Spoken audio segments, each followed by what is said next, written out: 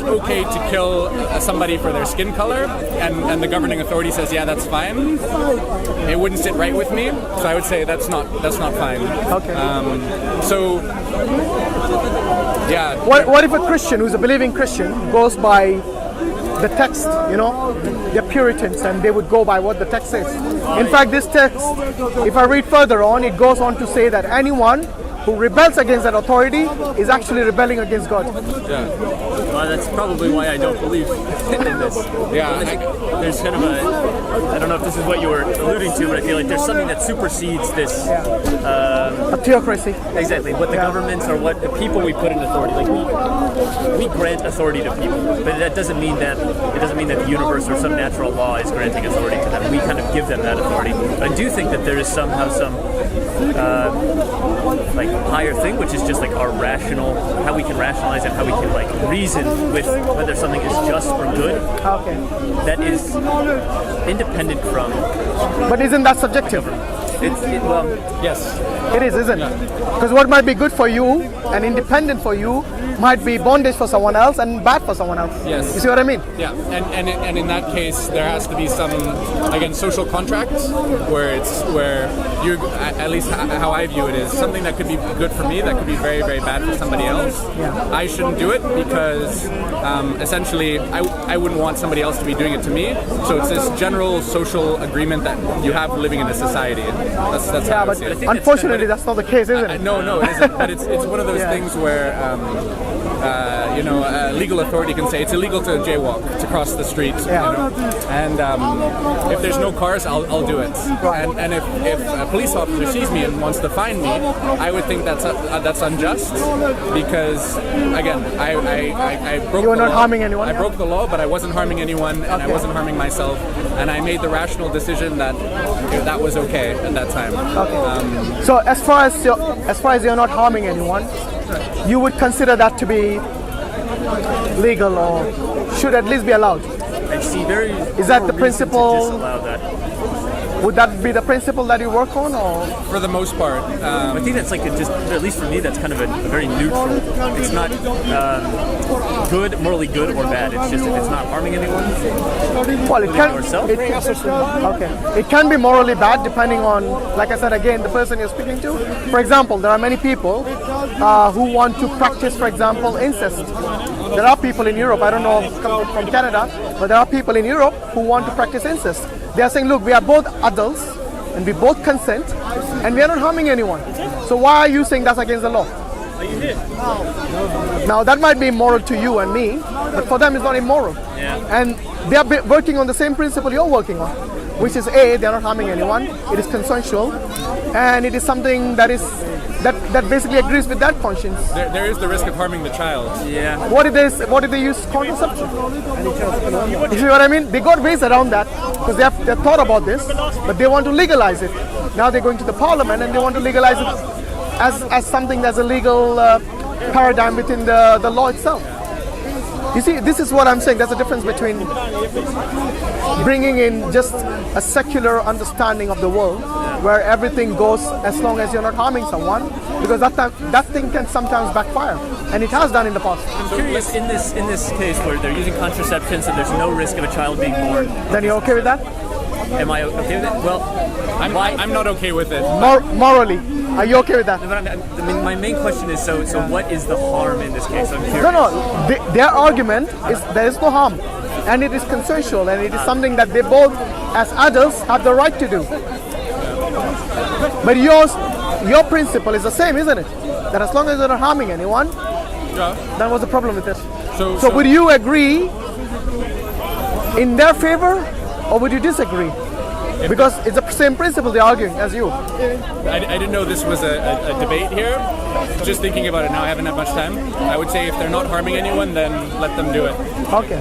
What do you say? Yeah, I see little reason why it would be ethically wrong for them to do that. Why do you think majority of the countries have got it as illegal? Well, I think unless that it was ethically wrong or morally wrong.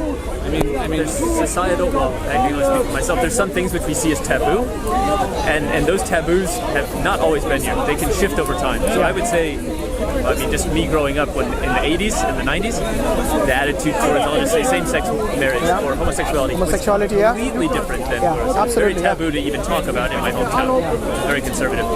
And so you could say, okay, because I feel somehow icky, because I feel uncomfortable with this topic, does that mean that it's wrong? Or does this mean that I've just been conditioned to think that it's wrong?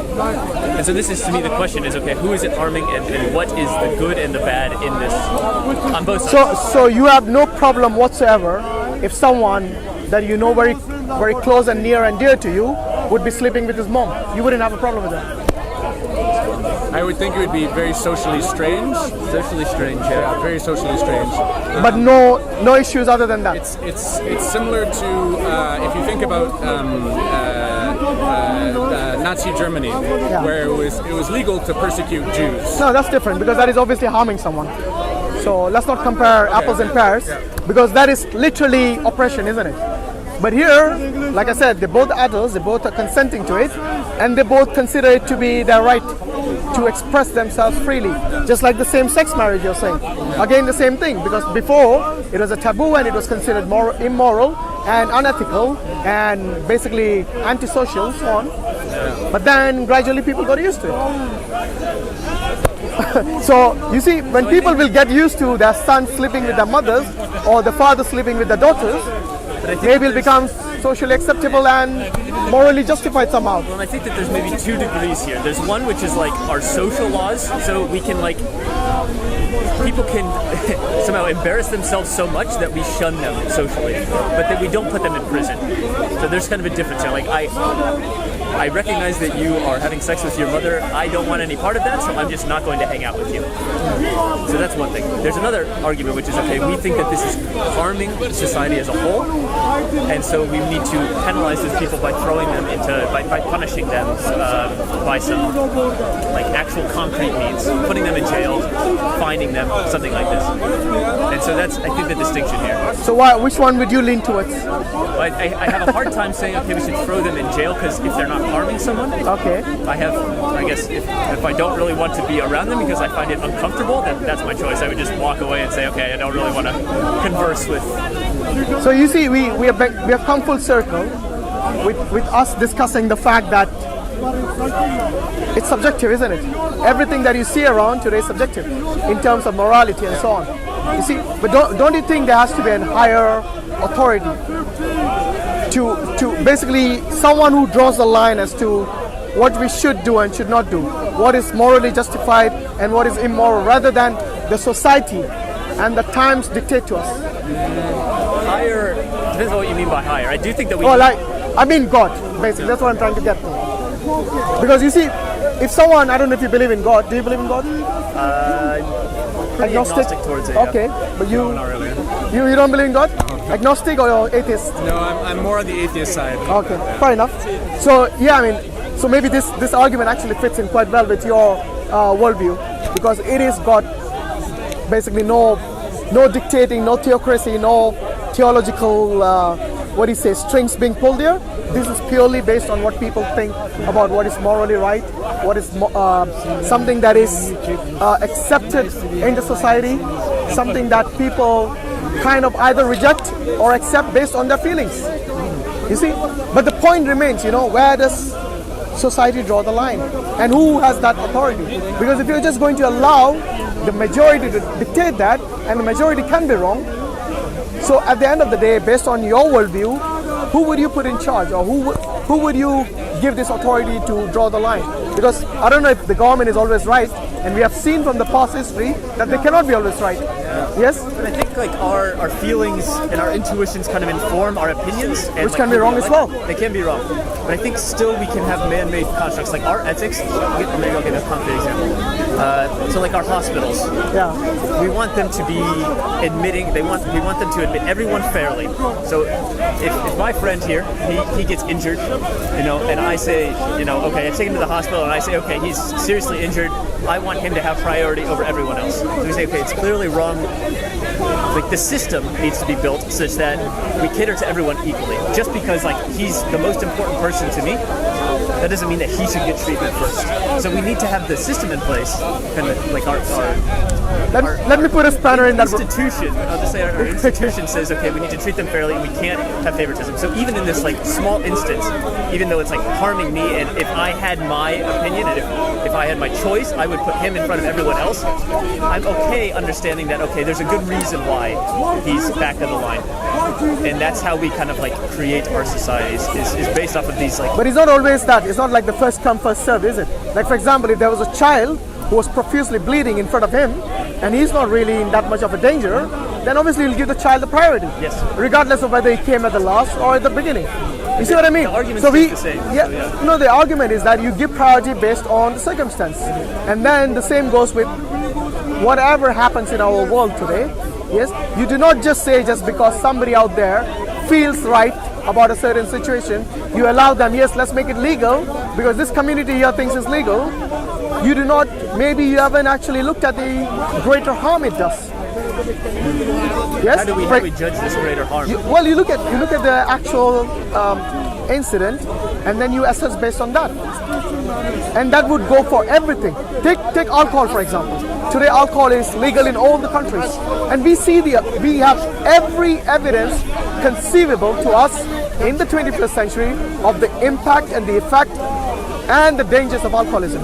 Either whether you're directly impacted by it or you're indirectly impacted by it. There is, but you see most of the governments today have legalized it, and they get revenue from it. Not only the fact that they have legalized, which I call the poison, a known poison and a known harm, and the same goes with cigarettes. Yes, again. And there are huge lobbies which dictate the laws behind this, which have got control within the government. So this is what I'm saying, you see. Today, we have got many things which we know the dangers of. So even after the dangers have been assessed, nothing's been done about it. In fact, it's been promoted even more. You see what I mean? So that's why, coming back to the question again, don't you think there has to be a higher authority to make us realize and make us acknowledge that this is something that is necessary for human beings and for our survival as a whole, as a community, because we do not see the advantage or disadvantage of an individual or a particular community, but we should look at the community as a whole.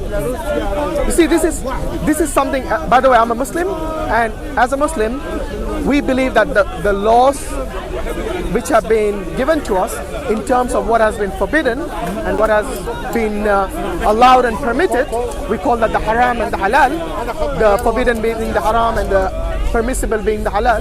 This is something quite necessary in our community, whether today, whether yesterday, or whether tomorrow.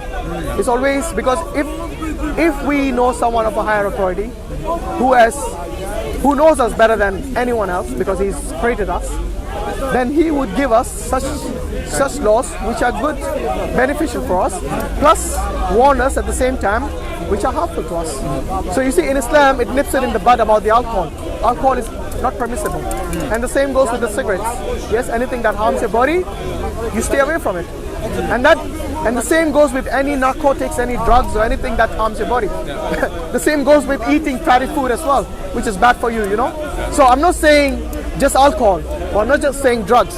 I'm saying anything that harms your body is something that you should stay away from.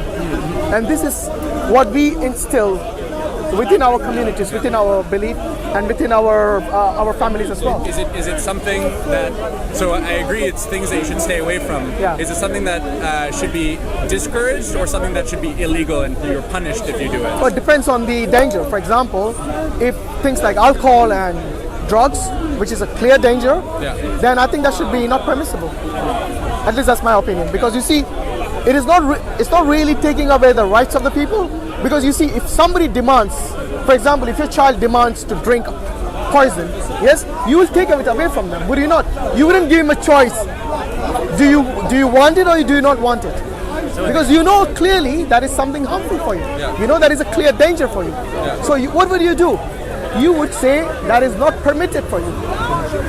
But I think this Period, and that's it. quickly in this context of the child-parent relationship, we kind of assume that children don't have they aren't responsible enough to make their own decisions. Are you saying if you had an 18-year-old child, you would give him a poison? Seriously? No, I would say at some point, we kind of hand the keys to the car over to the people, to our children. We say, okay, now you're old enough to make your own decisions. No, that's different. You see, that's apples and oranges. If you know something is clearly dangerous, for example, drugs, and if your child who's now 18 years old wants to do drugs, what would you say to him or her? Would you say it's your choice, you're grown up, you're adult enough, or would you try to discourage them and basically forbid them even? As a good parent, I think any good parent would actually forbid them. I would highly discourage it, but I wouldn't forbid it. I don't know if it's 18 or 21 or 19, whenever I or somebody feels like somebody becomes an adult, I think that they should have their own decisions over their own life as long as they aren't harming other people. What if they're harming themselves? Then that's their choice. So really? So you as a good parent would give them the choice to harm themselves? If that's something that they want to do, I would again highly discourage it. I would try to reason with them, but I wouldn't lock them up. No, I didn't mean locking them up. No, of course. What I meant is you stick to your guns and you say it's forbidden for you. And then if they do it, then the onus is on them, isn't it? Because now they are adult, 18 or over. The onus is on them. But you, as a parent, you will stick to your gun. You say, no, it's not permitted, it's not allowed. Okay? So you see, this is something which is known danger, remember. It's not like a car. A car is not really dangerous unless you misuse it. I mean, if you're going to use that, then you wouldn't even go in the kitchen. Because you can misuse many things in the kitchen. You could say the same for alcohol. I had a beer for lunch. I wouldn't consider that misusing it. I'd consider it driving safely with the car. Hold on. But you see, you drinking a pint of beer or 2 pints of beer. Half pint. Yes, whatever it is. You know, this is something that all alcoholics had said at one time in their life, that we will never abuse our intake of alcohol. But then, you see, that's what happens. People take a little few sips and they start wanting more, because that's the nature of alcohol. It is kind of what do you say? It's basically something that you get addicted to in a way, and you do. It's not that. I mean, look around. Today, the NHS in this country is spending millions just dealing with alcohol-related, either directly or indirectly, cases related to alcohol. I think that's a fallacy what you said there, where you said people who drink, all people who become alcoholics started off drinking alcohol. You could say all people who killed people were at one-time children. That doesn't mean all children are going to become killers. No, that's the wrong way to put the fallacy. Because I'm not saying all children. Yes, all children have the potential to commit crimes. I'm not saying that. Whether you're a child, you're an adult, you all have potential to commit crimes. However, knowing the effects of alcohol, the dangers of alcohol, and you drink it still, and then you demand more, and then eventually you become an alcoholic, that is clearly a pattern which is consistent in every alcoholic. So every alcoholic at one point started to drink and realized that he wants to drink more or she wants to drink more, and then they eventually went over the limit and they either harm themselves or harm others around them or harm the community as a whole. Eventually there is harm, we know that.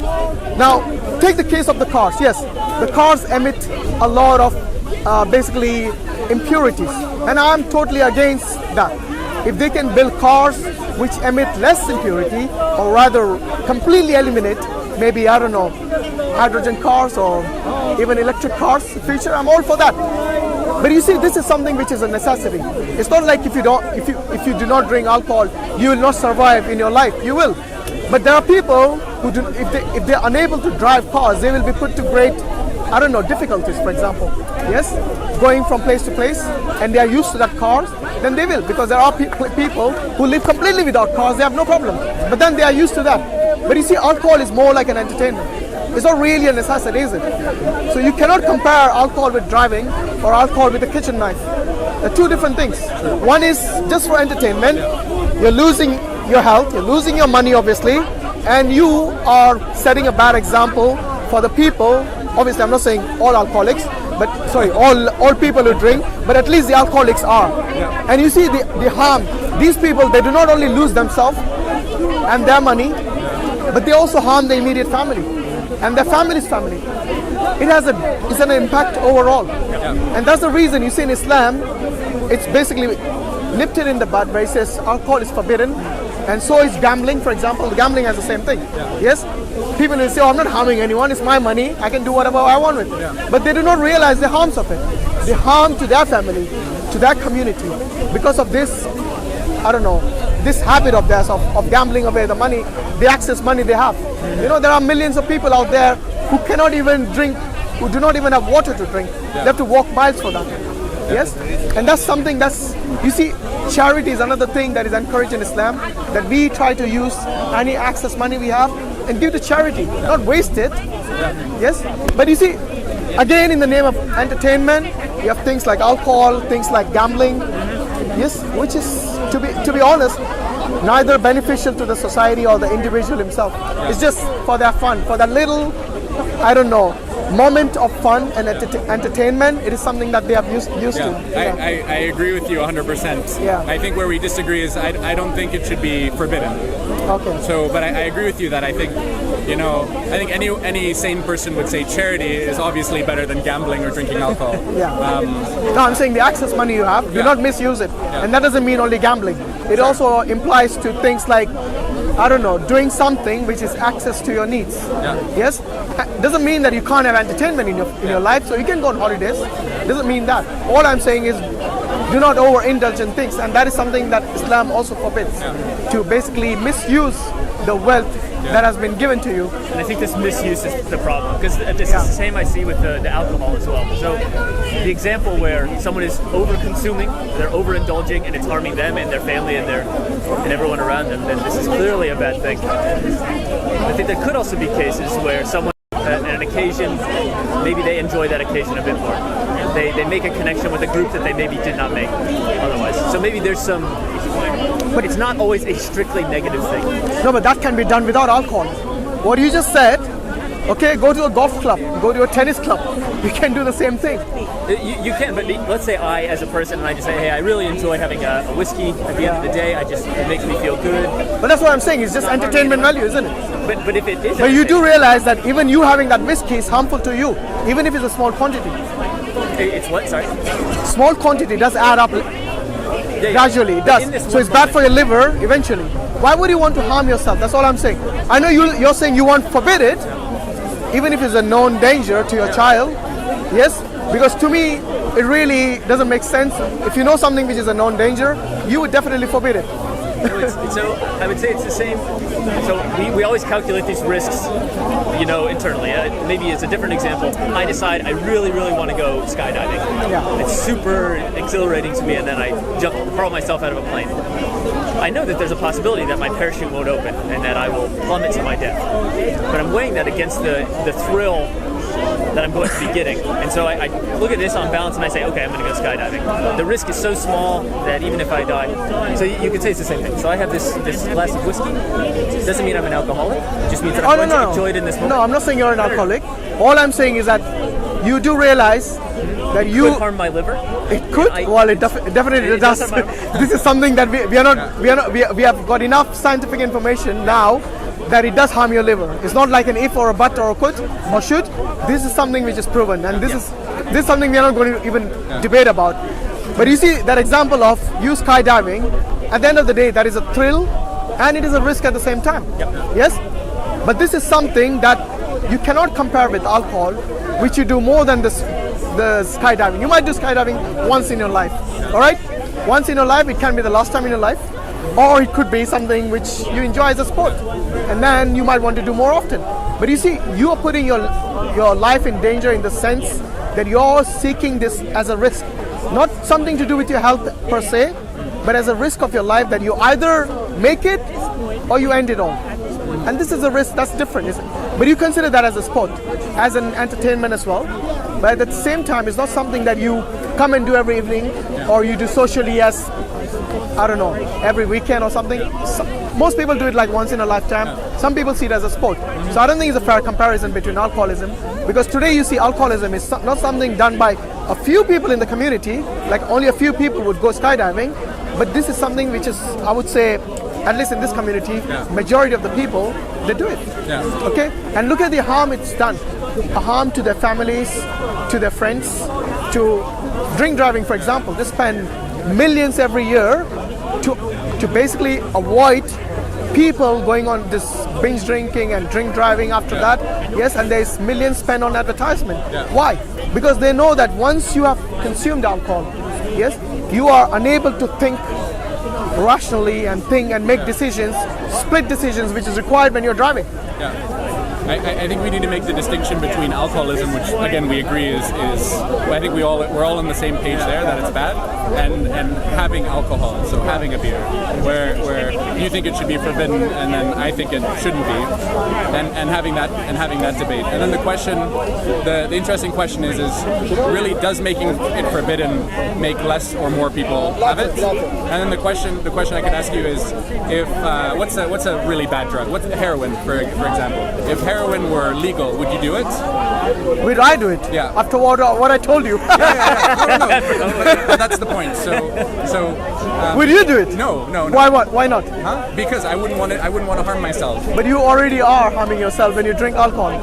Yeah, I wouldn't want to harm Maybe myself. not to that degree. Exactly. Yes? Exactly. So it's the degree you're worried about. There's a gradient there for sure. And the thing is. By the way, do you have children? No. No wonder you said you want to forbid them.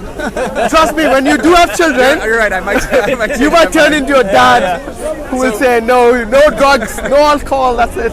So the thing is if it were legal, and I took a poll here of people from all different religions, religious, not religious. Most people would say, oh no, I wouldn't do it, even if it was legal. So is it? My argument would be there's a higher degree of common sense that can be used, similar to that of what's told in the Quran or different religious books. That one doesn't necessarily need that to say that is right or wrong. So for instance, for alcohol, it's a choice that you would make because of these good arguments that you said it harms the body, and I want to make the choice that it's not going to harm the body. You don't necessarily need, if the Quran said it's okay to drink, you would probably still say, you wouldn't be like, okay, I'm going to start drinking. You'd be like, no, I think my view is it harms the body.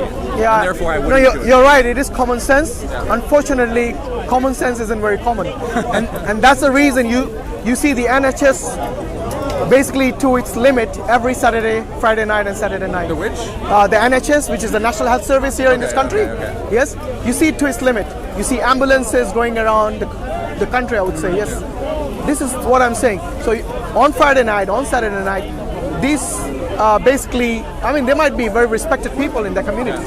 They might be professors, they might be teachers, they might be judges. Yes, but then you find them drunk in a bar. Some of them basically puking on the roads. Yeah. Same people who said that we wouldn't overindulge. I wouldn't call them alcoholics because they said they do it because they're with friends and it's a social thing and they do it. So these very people who are respected in the society, trust me, if their students or their staff see them in that condition on a Friday night or Saturday night, you tell me what would they say? Would they have the same respect for them? Probably not. Absolutely. So it is not something that you think that common sense prevails. No. Yeah. This is something, like I said, alcohol in its nature, it kind of intoxicates you to a level where you are no longer now in control. Yeah. The alcohol is in control now. Yeah. And this is what happens. You start overindulging. You do. You tell yourself like 10 times you want to do it, and you do it. And the same applies to many other things. Like for example, some people, they are womanizers. They know that it will harm the wife if they start having affairs outside marriage. So they might not be able to control themselves. They might have one affair, two affairs, and then they go on. It's not illegal, by the way, in this country to have affairs. Yes. However, if you marry more than one woman, that is illegal. So if you do it legally, i.e. marry them legally, that is forbidden. But if you sleep with hundreds of women, not illegal. Yes. Very good example about the guy who recently died. Yes. I'm not sure. The Playboy Empire. I'm sure you heard of it. Yes. You see, he was basically, in a way, praised by every magazine, every newspaper in the world today. Why? This guy is a womanizer. He's been sleeping around taking nude pictures of women. Yes. Is he respecting them? No, it's not. He's doing it for business. Yes. So the thing about alcohol I find very interesting because I've only been here for a few days, and I've noticed that at night people get very, very drunk. But I've been to other countries where people can drink alcohol and they don't get that drunk. and the rules are less strict. And I've been also where, again, I haven't been able to find a good correlation between how strict the rules are and how much alcohol people drink, or really how much, how things change. I've been to a bunch of different countries, and take Germany for example. I live in Germany right now, and the alcohol regulations are a lot less strict, and people get drunk. What time do the pubs close at? 6, 7 in the morning. That's pretty strict. Oh, not open. What time do they close? 6 or 7 in the morning. No, they close. What time do they close? 6 or 7 in the morning. All the way till night? Yes. Seriously? Yeah. What time do they open then? I'm not sure. They open all night. Like some are open all the time, and in that sense, So maybe they don't have this binge drinking. Right. What do you say? Kind of environment over there. Could be. Yeah. Maybe it's different culture, and they might have different. It could be. So the point there is what I'm saying is I don't think it's necessarily the rules of saying hey, you can't do this, or you need. So to you didn't see people drunk on a night in Berlin, for example, a big city? So, because you see, London is a big city. Yeah. Maybe if you go to small villages, you won't find people drunk all the time in the pubs and all. Maybe it's different culture in the smaller villages. So maybe it is like you might be right. It might be like peer pressure. It might be a social pressure. I don't know what it is. Yeah. But it's possible. Maybe in Berlin, if you go a big city like that. I live in Berlin. Oh, you live in Berlin? Okay. And you didn't see people. I have seen people drunk there. Okay, good. I would say I've seen a lot more people drunk here than in Berlin. Okay. So then the question is, I still think you have a very, very valid point. If you want to stop people from drinking, absolutely, you'll have much fewer drunk people. However, making the rules, a little bit less strict or a little bit more strict, I really don't think. I think it's not a linear thing. It's very strange. So if you say we're going to forbid it absolutely, there's going to be some people who still drink, and they might get in a lot of trouble. But you won't see people drunk on the street. They'll be doing it. I mean, you look at Iran, for example, and then you look at here where the rules, or even in Canada where I'm from, there's strict times where things close, and then there's the binge drinking problem, and then in Germany You have that in Canada? Yeah, there's binge drinking. Really? Problems, yeah. Interesting. I didn't expect that from Canadians. You guys always as nice people on the social media, having a lovely prime minister. The media doesn't show that. I know. Okay. And then you look at Germany, for instance, where they have very, very liberal rules, and people don't feel the need to overdrink.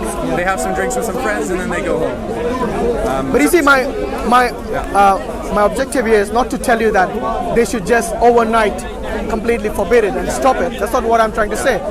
What I'm saying is that if you weigh the advantage and the disadvantage of drinking alcohol and drugs and gambling, yes, I'm sure the disadvantages always outweigh the advantages. For drugs and alcohol and gambling, yes, probably gambling, probably some drugs, and I'm not sure about alcohol. Really? So, can you tell me one good reason why you have to drink? I enjoy it. I feel. Okay, so enriched by it. it's an emotional thing. Any other advantage? No.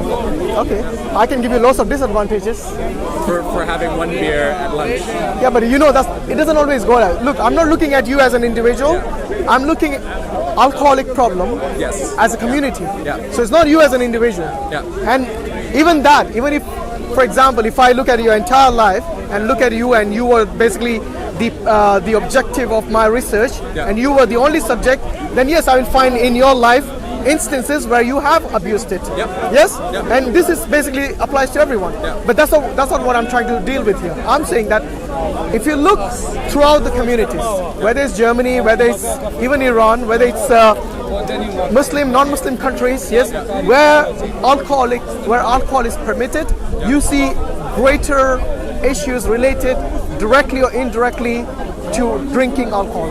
And this is something which, if you research objectively, you'll find this and come to the same conclusion. That's what I'm saying. It harms you as an individual, it harms your family as a collective, and a community as a greater collective, and the nation as well. But you see, because the government is getting a lot of revenue from it, yes, they would obviously promote it. They would, regardless of how much harm it does to you, or basically to the country, because I see a lot of money going into treating this alcohol-related issues, regardless of all that, they would permit it because it does bring in a lot of money. I don't know how much tax. Just wanted to say thank you. Yeah. I need to go. But No problem. Nice speaking to you. What is your name, my friend? Jared. Jerry? Yours? Jerry? Jerry. Yep. Jerry, I'm Hashim. Nice to meet you. Thank you. So yeah, this is something that, like I said, it's something that we see throughout the countries where it's permitted. And I think the main reason the government would promote it is because they get some sort of revenue from it. It's not. So for me, the government is not concerned about your health or my health as general. Obviously, they are concerned in other sections. I'm not saying they're completely oblivious to our health. Otherwise, they wouldn't have an NHS. They wouldn't have other health programs. But then there are other things where I think they are oblivious in terms of what happens to you as a society. Yes, and this is what I'm saying. All I'm saying is that we need a higher authority to basically draw a line somewhere as to what is permitted and not permitted in a society. That's what I'm saying. By the way, I mean, as a Muslim, I would like to invite you to look into Islam. I don't know if you've had the opportunity. No, I haven't. I haven't. No. Would you accept the Quran if I give you as a gift? Yeah, that would be great. Yeah. I'll read it on my way back to Berlin. All right, brilliant. Have you got a copy? Yeah. Cool. What's your name? Hashim. Hashim. Mike. Mike, nice meeting you. Mike and Jerry.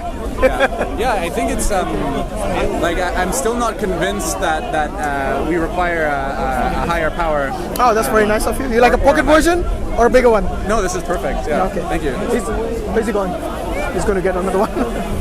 It's in English. I think it's all in English. Nice. Yeah. Cool. Yeah. And yeah, I mean, basically, you see, Islam, we have got many things which the media has completely blew it out of proportion. Yeah. So what do you learn about Islam on the media? It's not real Islam. Yeah. You see, Muslims are human beings at the end of the day. We want to live in peace with everyone.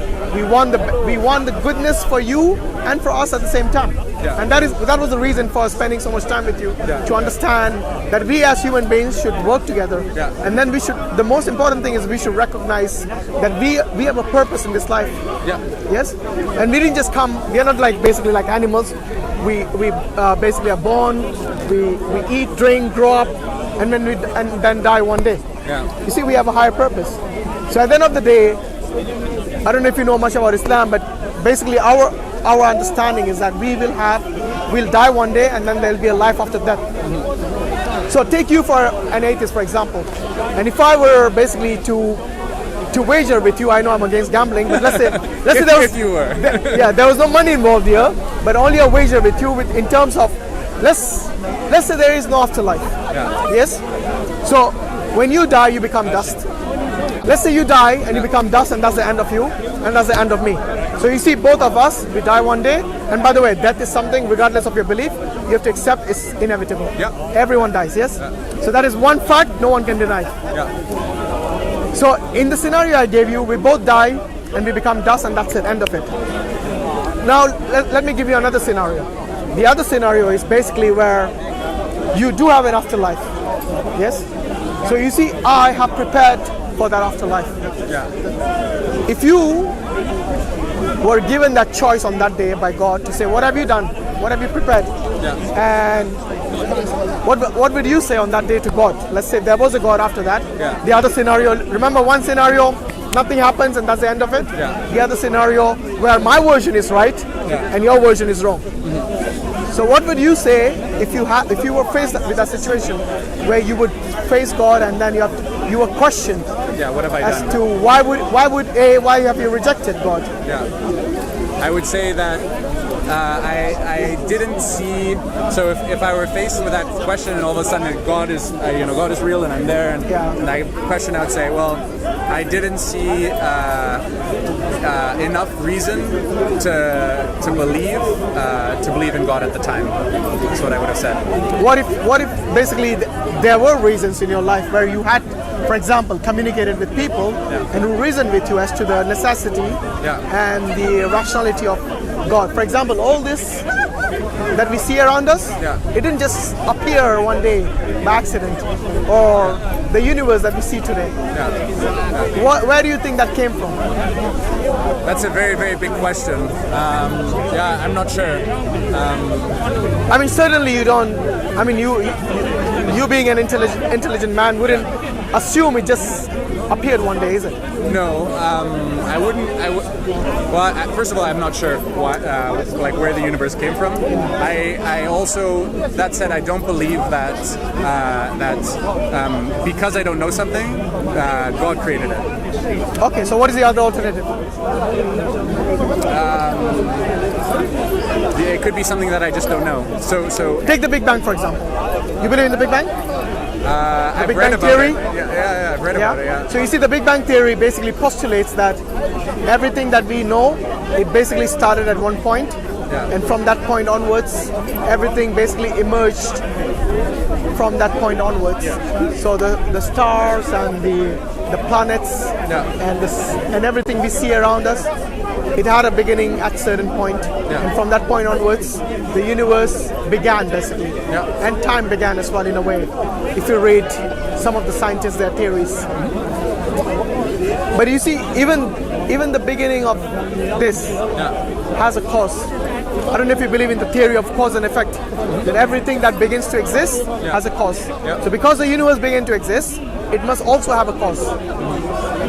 Now, what would be the cause of something like the universe, for example? I mean, give me another alternative to God.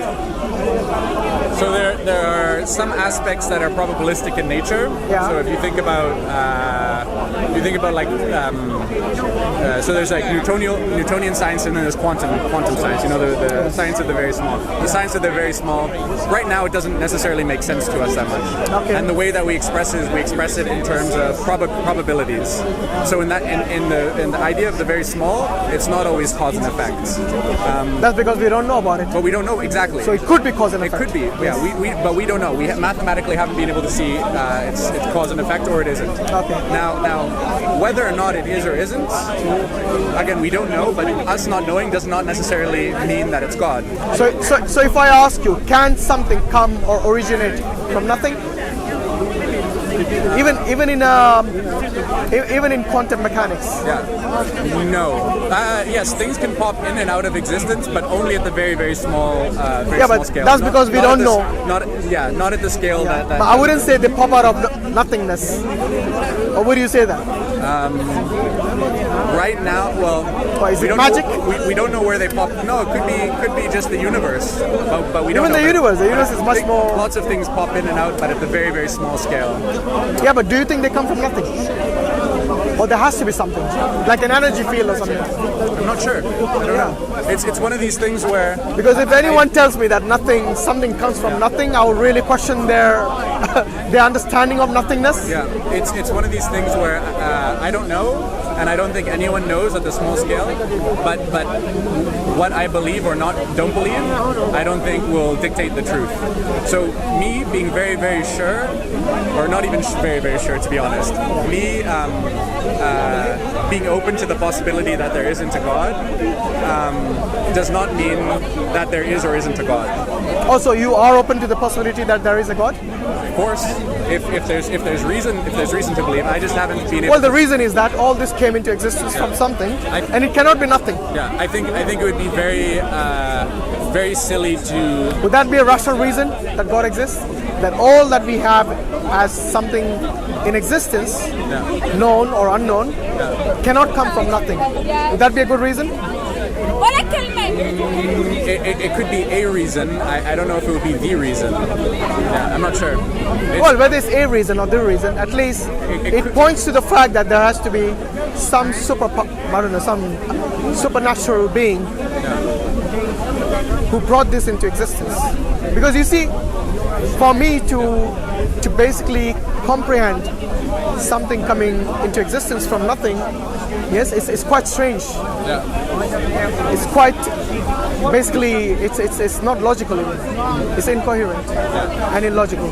So, I mean, it's one of these things where if you think about people 5,000 years ago or 2,000 years ago, where they would see fire and they would say, fire, we believe in the God of fire because fire exists and it's incomprehensible the way it moves and everything.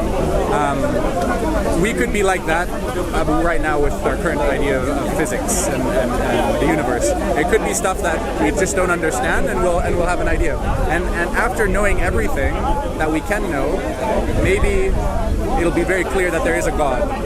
And what I believe is I don't think we're there to clearly say that there is a God, but we're also if you take scientific reasoning, you can never say there absolutely isn't something either. No, but you see, look, you cannot use scientific reasoning to know something that is of the spiritual world.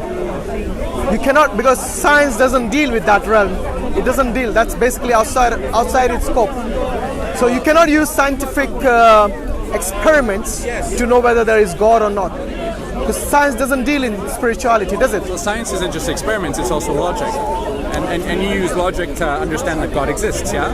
No, we can use logic. I'm not saying you cannot use logic, but I'm saying you cannot use science in order to basically prove or disprove the existence of God. Yeah. Because that is something that's not within the scope of science. Yeah.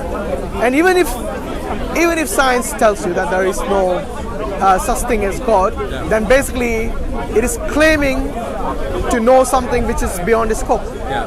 So it wasn't, but from a logical, philosophical understanding, you can deduce whether there is God or not, based on just what you see around you, for example.